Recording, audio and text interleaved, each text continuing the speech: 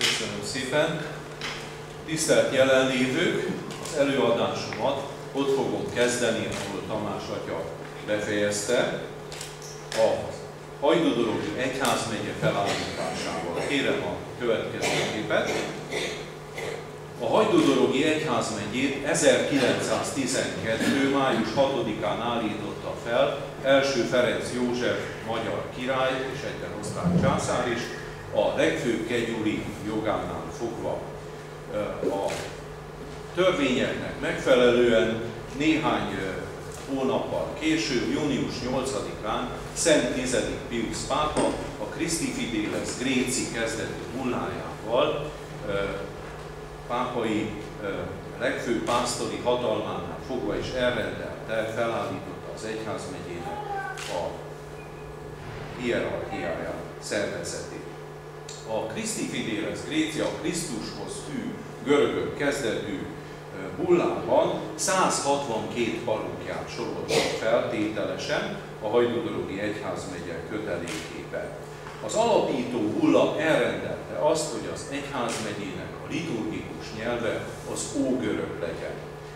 Ez egy furcsa megoldás volt, hiszen a korábban az egyházmegyéhez csatolt egyházközségekben vagy legnagyobb részt oszláv nyelven, vagy pedig román nyelven folytak a szertartások, legalábbis hivatalosan, és az ógörög nyelvvel azt szerették volna üzenni, hogy ez az egyházmegye nemzetiségét tekintve nem román, nem ruszin, hanem magyarajkú híveket gyűjt egybe. Székhelyként Hajdúdorogot jelölte meg az alapító bulla, ezzel mintegy ki akarta fejezni a megbecsülését a hajdúdorogi magyar görög-katolikus közösségnek, hogy évtizedeken keresztül élére állt a magyar liturgikus nyelvért és a magyar püspökségért vívott küzdelemnek.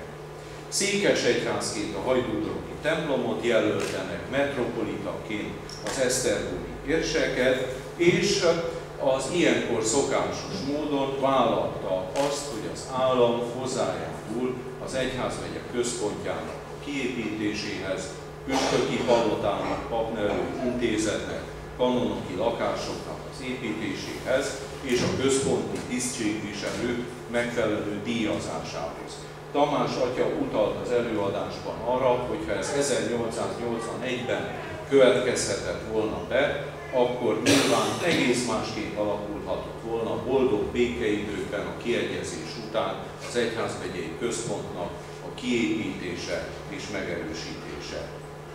Itt azonban az ismert okoknál fogva ez elmarad, de erről még fogunk beszélni, és míg az új egyházmegye püspökének a kinevezése meg nem történt, nagyon fontos esemény volt, hogy a Raffaele Scapinelli, a monarchiának az apostoli nunciusa, Pap Antal munkácsi püspököt bízta azzal, hogy lásson hozzá az új egyházmegye megszervezéséhez.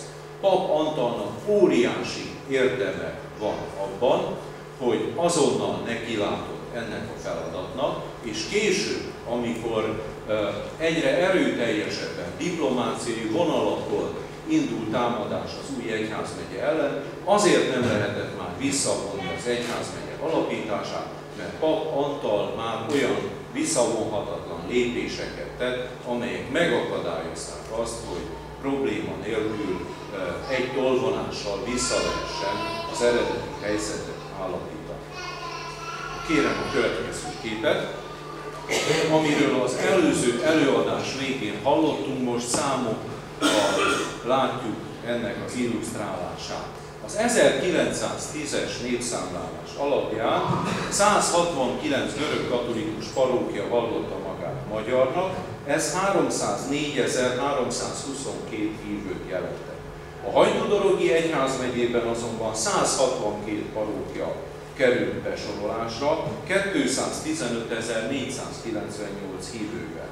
Ebből a népszámlálás adatai alapján 183.757 hívő tekintette magát magyarnak, magyar anyanyelvűnek, román anyanyelvűnek vallotta magát 26.828, szlováknak 1623, ruszinnak 968 és mintegy 2500 pedig egyéb anyanyelvűnek vallotta magát.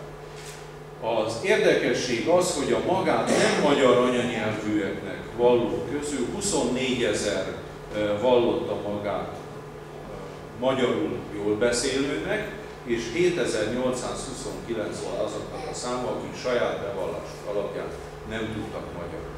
Ugyanakkor meg kell említenünk azt, hogy az egyházmegye nevesített egyházközségein kívül reked 127.747 görög katolikus, aki magyar ajkúnak, magyar anyanyelvűnek vallotta magát. Ez az összlétszámnak a 40%-a volt, tehát egyáltalán nem elhanyagolható létszámról beszélünk, és ha megnézzük, hogy milyen városokat is érintett ez, Arad, Kolozsvár, Nagybánya, Brassó egyházközségei, illetve hát volt városaiban jelentős létszámú magát magyarnak való görög katolikus élt, akik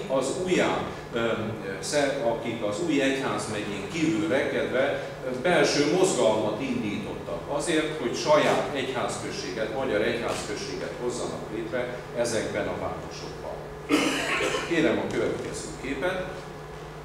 A probléma az volt, hogy ma már szinte érthetetlen vagy hisztérikus módon indult román részről támadás az új egyházmegye ellen.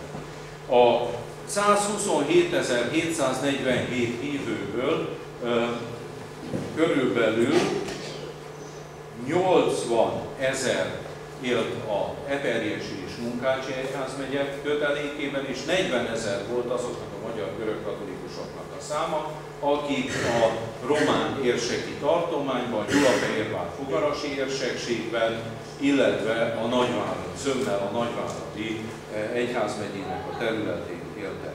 A román sajtó, az Aradi Románul című újság, a Gazeta Transilvánei szabályosan uszító cikkeket írt az új egyházmegye ellen. Annélkül, hogy érzelmeket akarnék kelteni, mégis illusztrálásként az Aradi Románul című újság 1912. augusztus 6-i számából szeretnék egy részletet idézni. 10. Piusz pápa büntettet követett el ellenük. Pápista mosolya ajkán bőséggel osztogatva élőknek, halottaknak olcsó apostoli áldásait és hazug elismerő szavait, hatalmas ütést mért ránk. Ezen istenverte ország szabadkőműves kormányával egyesülve az ázsiai vadak Korcs nemzedékével szövetkezett latin megöl bennünket kétszeresen, vér és hit szerinti rómaiakat. Most tehát, miután minden törvényes eszköz gyengének bizonyult az emberi rosszaság legyőzésére, miután hiába jártunk pápától császárig, te tiszteletre méltó román lelkész, te igazi lelkipásztor, aki egy püspöki udvarból könnybe lámpadt szemekkel és elfojtott fájdalommal léptél ki, mert ott tudtodra adták, hogy a római pápa szentséges parancsának engedelmeskedni kell, emeld fel homlokodat, erősítsd meg egyenes szívedet, és tedd azt, amit szíved sugall. Ne ismerj el új magyar püspököt. Ha faludba jön, húzd félre a harangokat, és ha lehet a Rómából küldött apostol, román kebleken át magyar csendőrszuronyjal csinálja helyet magának. Aztán gyűjtsd össze szép népedet, s mondd meg neki, hogy Péter újból elárulta Krisztus. Hát azt gondolom, hogy ez különösebb kommentárra nem szorul. A román nemzeti párt, amely a román érdekeket igyekezett képviselni Magyarországon belül, nyár közepén egy nagy gyűlést tartott, és ott már tiltakozott a hajdúdrogi egyházmegye felállítása ellen. Először ennek a pártnak csak az volt a programja, hogy Magyarországon belül és Erdélyben az oktatási nyelvben, a törvénykezésben, a hivatalokban lehessen minél szélesebb módon a román nyelvet használni, de később sokkal tovább ment ennél, és utána már a hajdúdrogi egyházmegye felállítását is egy casus bellinek tekintette. Hívek, lelkipásztorok is tartottak gyűléseket. Szatmárnémetiben 14 nagyváradi, korábban nagyváradi egyházmegyéhez tartozó egyházközség papok gyűltek egybe, és elhatározták, hogy tiltakoznak a hajdúdorogi püspökség ellen, és nem fogják beengedni az új püspöknek az emberét, és ez a 14 egyházközség egyébként vissza is küldte Miklós Istvánnak az első körlevelét felbontatlanul tiltakozás gyanús. Nagybányán 6 egyházközség gyűlt egybe, tiltakozott, Marosvásárhelyen pedig 10 egyházközség fordult Mihályi Viktor gyulafehérvári fogarasi érsekhez, hogy nem akarnak az új egyházmegye kötelékében élni. Maga a Gyulafehérvár fogarasi érsek jegyezte meg a Szentszékhez küldött memorandumban, hogy ezek az egyházközségek mind a magyar nyelvet használják egyébként.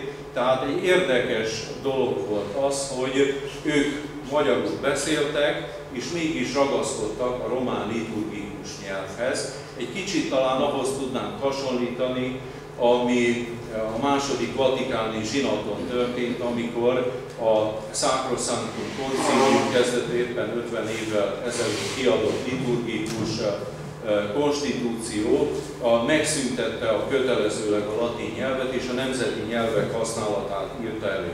És akkor a római katolikus egyházban is volt egy mozgalom, amely aztán a szakadáságig ment, amely nem volt hajlandó elfogadni azt, hogy a nemzeti nyelvet használják a liturgiában, hanem ragaszkodott a latin nyelvnek, mint szent nyelvnek a használatához. Egy kicsit talán ez is megfigyelhető itt, hogy talán papok is voltak, akik úgy gondolkodtak, hogy ugyan otthon magyarul beszélünk, meg a köznyelven a magyar nyelvet használjuk, de a román a szent nyelv, amit a templomban használunk, és ott nem lehet magyarul énekelni vagy imádkozni. Vagy talán hasonlít ez a helyzet a csángóknak a helyzetéhez is, akik szintén hasonló módon otthon magyarul beszéltek, de a templomban románul folytak a szertartások. Itt is, ahogy jeleztem, 14 egyházközség küldte vissza a körlevelet, és különböző inzultusokra is sor került. Kismajtény, Szamosdob, Reszege, Szaniszló nevű falvakban beszegelték a templomajtót, és nem akarták beengedni Jackovics Mihály helynököt, hogy átvegye ezeket az egyházközségeket, sőt Kismajtékban még bántalmazták is, ebből bírósági per lett, és Miklósi István püspök járt közben azért, hogy a vádakat elejtsék, és hát nem akarta ezt a helyzetet tovább bonyolítani, vagy fontozni. Kérem a következő képet. Ahogy jeleztem, nem csak az újságok, hanem nem csak az egyes hívek vagy papok léptek ebben az ügyben, hanem politikai csatározásokra is sor került a magyar parlamentben. Hopp Csicsó István erdélyi képviselő szólalt fel, és azt mondta, hogy a Hajdúdorogi Egyház megyéhez csatolt 83 eredetileg román püspökséghez tartozó egyházközségből 19 szintiszta román, és ezeknek a jogaiért harcolt. Hosszú Bazil, szamosújvári püspök pedig megemlítette, hogy ugyan a székelyföldi külhelynökség parókjái ténylegesen magyarok, de azok az egyházközségek, amelyek a nagyváradi egyházmegye területén voltak, viszont román. Nikolaj Jorga, a Bukaresti Egyetemnek a tanára és történész egy 27 oldalas memorandumot dolgozott ki, amit körbeküldött fél Európába, és ennek az egyik legfőbb pontja, sérelme a Hajdúdorogi Egyházmegyének a felállítása volt. Diplomáciai vonalon is Oroszország, Románia, Szerbia tiltakozott a Szentszéknél, és itt a középső képen Merridel Vál államtitkár bíboros látjuk 10.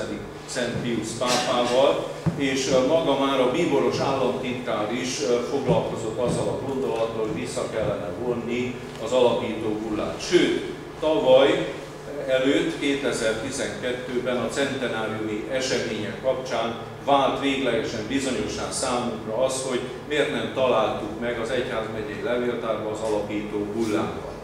Bizony gondoltuk arra, hogy hát ha egyik régi püspökatyánk eltette és gondatlanságú valahogy elfelejtődött, de kiderült, hogy ez bizony messze nem áll kapcsolatban a valósággal, hiszen egyrészt még az elején nem volt új püspök, másrészt pedig a bécsi nuncius visszatartotta az alapító hullát, gondolva arra, hogy esetleg változásokat kell rajta majd eszközölni, ki se adta, úgyhogy ez megmaradt a bécsi apostoli nunciatúra levéltárába, ami utána Rómába került a vatikáni titkos levéltárba, és mind a mai napig ott van a mi alapító hullánk, amire Végső Tamás hívta föl mindannyiunknak a figyelmét.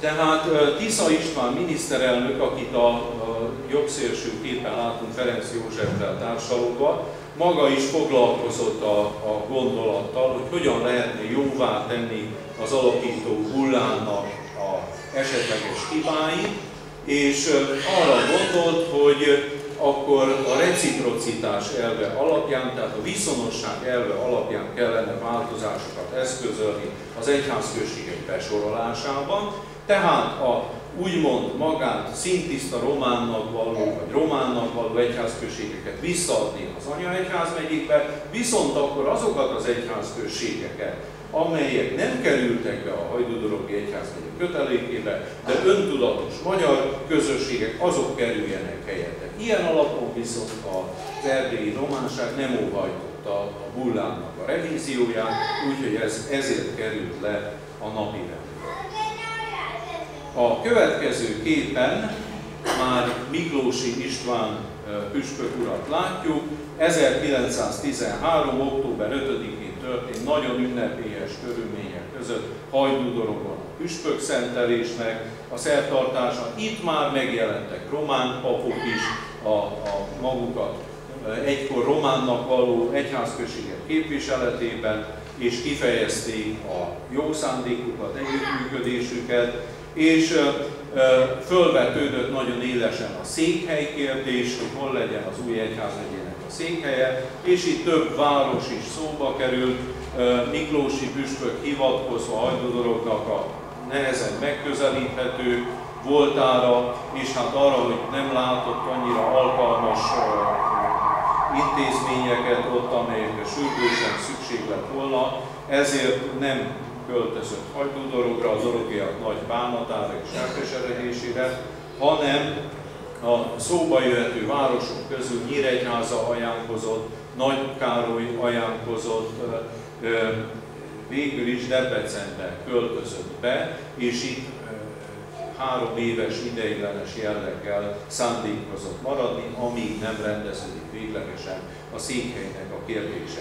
1913. 10. hó 15-én, október 15-én, 10 nappal a szentelés után költözött a Debrecenbe, és itt az iparkamara épületében 14 szobát vett ki, amiből 4 volt a saját lakrésze, és a többiben irodák voltak, és itt telepedett le. Volt egy pici diszonancia azért református részről, Baltazár Dezső püspök éppen aznap nem tartózkodott Debrecenbe, amikor az ünnepélyes fogadtatás volt, hanem a kollégiumnak az ügyészét küldték ki a református egyház képviseletében, és hát református sajtóban is volt egyfajta vita, hogy ami addig nagyon támogatta a magyar görögkatolikusok ügyét, azt már kevésbé látta szívesen, hogy a kálvinista Rómában, Debrecenben legyen a görögkatolikus püspöknek a székhelye. De ennek ellenére nagyon szép fogadtatás volt, és a püspököt papok serege, 40 pap ment eléje, és fogadta a polgármester, a templomba ment, és utána foglalta el lakhelyét. A következő képen már a merénylet előkészítéséről kell szólnunk. 1914. január elején Silvio Mandarescu, Todor Ábrám, Bugánszky Katalin mindegyik artistának, illetve artista nőnek jelentette magát. A Fróner szállodába jelentkeztek be, ez látható a felső képen. Ez a Piac utca és Miklós utca sarkában, lent látható az, hogy most körülbelül hogy néz ki ez a terület. Itt szinte alig tartózkodtak a szállodában, hanem mozogtak, leveleket küldtek, táviratokat Bukarestbe és Csernovicba, és a portástól is állandóan a görögkatolikus püspök felől érdeklődtek, milyen szokásai vannak, itt tartózkodik a városban, stb. Stb. És 1914. február 22-én jött egy levél, ami már előjelezte a tragédiának az árnyékát, ahogy következőképpen látjuk a levélnek a szövegét. Csernovicból, Bukovinából adták fel: méltóságos püspök úr, van szerencsém ezáltal méltóságot rendelkezésére 100 koronát küldeni, azon kérelemmel, hogy egy kis összeg méltóságot tetszése szerint vagy a szegényeknek, vagy a templom javára használtassék. Kérjük még, hogy némelykor, mikor lehetséges a Szentmisében János, Teréz, Mária drága elhunytjainkat említeni méltóztassék, egyúttal van szerencsém méltóságot személyes használatára egy leopárdbőr, templom javára pedig egy aranyozott ezüst gyertyatartót küldeni. Áldja meg Szent Atya hosszú és hűséges életére nagykárolyú származású Kovács Anna hűséges szolgáját. Ez érkezett meg 22-én ez a levél, és másnap, 1914. február 23-án, a következő képen nézzük, 10 órakor jelentkezett a postás Szina Sándor egy 18 kilós csomaggal és egy levéllel. A levélhez lett csatolva 100 korona, az ígért 100 korona, és még a püspöki titkár Slepkovszky János vette át ezt a csomagot, és még kérte a postást, hogy maradjon itt, hogy nézzék meg, hogy tényleg nem más csomagról van szó, az van-e benne, amit előjeleztek, de a postás arra hivatkozott, hogy neki nagyon sok dolga van, és tovább ment, és ez mentette meg az életét. A csomag 60 cm hosszú, 45 cm széles volt, vászonba volt csomagolva. Először ezt a vásznat vették le róla, és alatta volt az úgynevezett leopárdbőr, vagy más forrás szerint párducbőr. Ez valójában egy kecskebőr volt, ami a leopárd mintásra volt festve, és alatta volt a fényezett faláda, ezen nem volt kulcs, lyuk vagy pedig csat, ezért aztán a püspöki titkár vésőt kért és kalapácsot, hogy hát valahogy forgatták, hogy fel tudják bontani. Jelen volt a vikárius Jackovics Mihály, Slepkovszky János püspöki titkár, Kriskó Elek levéltáros, Bihon Miklós fogalmazó, és aztán pont a csomag megbontására érkezett meg Csat Sándor egyházmegyei ügyész és a joghallgatója Dávid Miklós József. Nemrég került elő egy személyes hangú beszámoló a bombának a felrobbanásáról. Pap András Miskolc belvárosi parókus atya dolgozta fel a Huzatéri egyházközségnek a történetét, és ott a Historia Domusban, ami az egyházközség történetét írja le, a második kötetben Kozma János, aki a bombamerénylet után irodai szolgálatot látott el Miklósi Istvánnál itt Debrecenben, 1914. március 2-től kezdve, leírja, hogy hogyan történt, ő hogyan hallotta Miklósi püspöktől, illetve Kriskó Elektől a robbanásnak a történetét. A csomagot Slepkovszky titkár bontotta, a többiek a laptudósításukban is említett levél hatása alatt kíváncsian körülállották. Slepkovszky előbb a csomag külső vászonburkolatát fejtette le. A vászonburkolat lefejtése után előtűnt a párducbőr utánzatnak festett kecskebőrbe csomagolt, fényezett fájú láda, amelynek nyitját nem találták. Erre Slepkovszky kalapácsot és vésőt kerestetett, és azt meg is kapta. Míg ezek történtek, a tréfás kedélyű Kriskó Elek levéltáros a párducbőr a földön elterítette, és végig hevert rajta, és azt mondta: milyen nagyszerű dolog volna ezen heverészni. Majd föltérdelve vizsgálni kezdte, és ekkor észrevette, hogy a szegélyezése egy darabon fölfestett. Nehogy a püspök úr azt gondolja, hogy talán a csomag bontása közben voltak vigyázatlanok, Bihon Miklóst, az írnokot a püspök huszárjának a feleségéhez küldte tűértés céljára. Közben tovább vizsgálta a párducbőrt, hogy máshol nincsen rajta hasonló hiba. Slepkowski eközben körülvizsgálta a fényezett ládába felnyithatatlanul belecsomagolt pokolgépet, nekifogta a vésőt, az egyik végén a ládát bontani kezdte. Erre bekövetkezett a robbanás. Kriskó Elek feje fölött csapott el egy lángsugár, egyébről aztán nem is tudott. A légnyomás egy harmadik szobába hajította el, és a saját íróasztalához dobta. Súlyos sérüléseket szenvedett a fején és az alttestben, de volt annyi ereje, hogy átvánszorogjon a másik szobába vizet keresni. A püspök nyújtott neki vizet és segített rajta. Utóbb mégis elveszítette az eszméletét, és csak a kórházban nyerte vissza. Hosszú ideig azt hitték, hogy a látását is elvesztette, ez azonban szerencsére nem következett be. Mindössze egyik fülére maradt nagyot hallott. Bihon Miklóst, akit Cérnáért küldött, a légnyomás a folyosó falához szorította és a tüdejét rongálta meg. A kórházból ő került ki legelőbb, de egészséggel többé sohasem lett. 1921-ben Nyírdelsy lelkész lett, 1923-ban hunyt el. Alig pár hónappal a robbanás után elhunyt a szintén megrongált tüdeje miatt Dávid Miklós, majd Székely Mihály püspöki huszár és később a felesége is, kiket a légnyomás a folyosón ért a kisebb sérülésekre. Hogy Kriskó Elek, aki közvetlenül a pokolgép mellett tartózkodott, Slepkowski titkár és Jackovics vikárius között megmenekült, annak volt köszönhető, hogy a bomba 6 irányba sugarasan lövelte tüzét és a robbanó erejét, Kriskó pedig a robbanás pillanatában a párducbőrön a föld felé hajolva tért el. Tehát ez mentette meg az életét. A következő képeken a detonáció erejét látjuk, borzalmas erejű volt.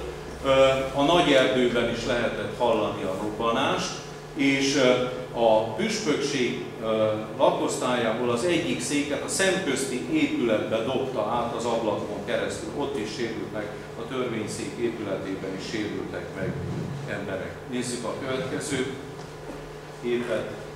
Beszakadtak a mennyezetek, szerte robbantak a bútorok.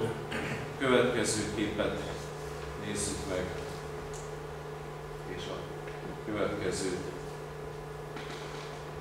Itt már szemlélik az eseményeket. 3 orvos érkezett a helyszínre, Baltazár Dezső református püspök is azonnal a helyszínre sietett, és együtt érzett Miklósival. A csendőrök azonnal forró nyomon elkezdték a vizsgálatot, de erről majd a következő előadás fog szólni. Következő képet nézzük meg. A robbanásban azonnal elhunyt Jackovics Mihály helynök, Slepkowski János püspöki titkár, Csad Sándor pedig 1 óra múlva a kórházban halt meg. Az édesapja Csad Zsigmond kereste őt a kórházban, és annyira szét volt roncsolódva, hogy nem ismerte fel a saját fiát, csak a nyakkendő tűjéről, mert az egy családi darab volt, és onnan jött rá, hogy az a fia, aki ott fekszik az ágyban. 7 súlyos, 26 könnyebb sérült volt, az épületben 300 000 koronát összegű kár keletkezett. Következő kép. A temetés február 25-én következett be. Február 24-én az elhunytakat a köztemető halottas házában ravatalozták fel, és még, ahogy az épületet tisztították meg, darabok, testrészek kerültek elő, amit utólag helyeztek be a koporsóba. Jackovics Mihály és Slepkowski titkát a miseruhával gyakorlatilag úgy takarták be, hogy semmi nem látszódott belőlük, annyira szét voltak roncsolva a testek. Csad Sándor ügyésznek látszott az arca, ezt megtisztították a koromtól, a vértől, a portól, de ez is meg volt égve, tehát egyedül az ő arcát lehetett látni. Éjjel 11-kor vitték át a köztemetőből a templomba őket, és másnap reggel 9 órakor kezdődött a templomban a gyászliturgia. Ezt Rutkai Gyula főesperes végezte, Szaponcai György és Szaponcai György újfehértói, Szabó Miklós bökönyi parókus és 2 pap segédletével, Miklósi püspök jelenlétében, a liturgia végeztével pedig a koporsókat kihozták a templom előtti térre, ami gyászlepellel volt betakarva, és a következő képet kérem. A 30 000 ember vett részt a temetésen, a városban szünetelt az iskolai oktatás, az üzletek bezártak, a hivatalok bezártak, a csendőrség, a rendőrség, a tűzoltóság, a katonaság teljes létszámban kint volt a temetési szertartáson. Baltazár Dezső püspök személyesen vett részt a szertartáson, és a Debreceni Református Kollégium teljes diáksága és a temetésen a kollégium kántusa is egy éneket elénekelt, Lelkünkre borul néma fájdalom című éneket. Ferenc József a közvetlenül nem a kabinett irodáján keresztül magyar nyelvű táviratot küldött Miklósi püspöknek, amelyben részvétét fejezte ki és örömét, hogy a püspök megmenekült. Tisza István miniszterelnök is részvétét fejezte ki, és sok távirat érkezett külföldről, Kínából, Egyiptomból, Amerikából, a Pittsburghi Magyar Görögkatolikus Egyházközség elsőként fejezte ki részvétét. Kérem a következőképpen. A kortársak a Debreceni Nemzeti Eszme, a Magyar Nemzeti Eszme debreceni vértanúiként, a világháború első hősi halottaiként tekintettek a vértanúkra. A újságokban is később a világháború első detonációjának, vagy első ütközetének a debreceni bombamerényletet tartották. És 1937-ben, kérem a következő képet, a Magyar Filmhíradó is beszámolt néhány képen a temetésről, sajnos ezt nem tudtam élővé varázsolni, de a következő képen ott van a szöveg, amit mondtak. Képek a múltból. 23 esztendő után halálos ágyán most vallotta be bűnét Amerikában Katarau, Miklós István hajdúdörögi görögkatolikus magyar püspök merénylője. Ez volt a felirat és az elhangzó szöveg.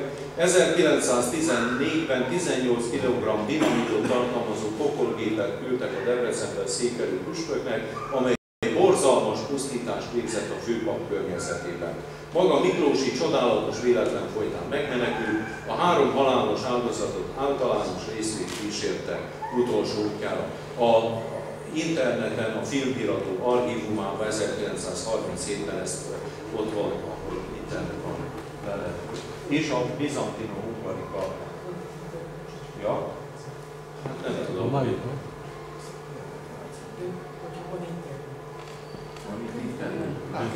Nincs, nem találtam a filmhálózatot. Tehát ez majd egy kis házi feladat lesz mindenki számára. És az utolsó képet újra kérném, nem, a következő, ami szintén ezt a plakátot ábrázolja, amit a görögkatolikus tanítók helyett készítettek, és nagyon sok egyházközségi irodában utána kifüggesztettek. Köszönöm szépen!